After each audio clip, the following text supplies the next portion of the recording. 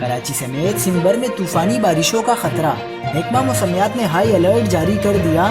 سندھ حکومت کا صوبے بھر کے تعلیمی اداروں میں چھٹیاں دینے کا اعلان۔ تازہ ترین ویڈیوز کے لیے چینل کو سبسکرائب کر کے بیل آئیکن اور آل نوٹیفیکیشن پر کلک کریں۔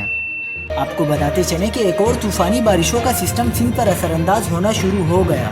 محکمہ تعلیم سندھ نے تیز بارشوں کے پیش نظر تمام سکولز اور کالجز میں 2 روزہ عام تعطیل کا اعلان کر دیا۔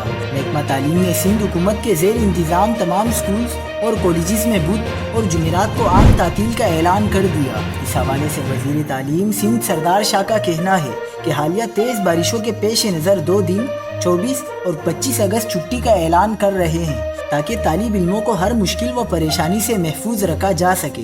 یاد رہے کہ گزشتہ 1 ماہ سے ہونے والی شدید بارشوں اور سیلاب کے باعث سندھ کے بیشتر علاقے زیر آب آ چکے ہیں، جبکہ درجنوں افراد جان کی بازی ہار چکے ہیں۔ مزید خبروں کے لیے دیکھتے رہیے حق پاکستان نیوز۔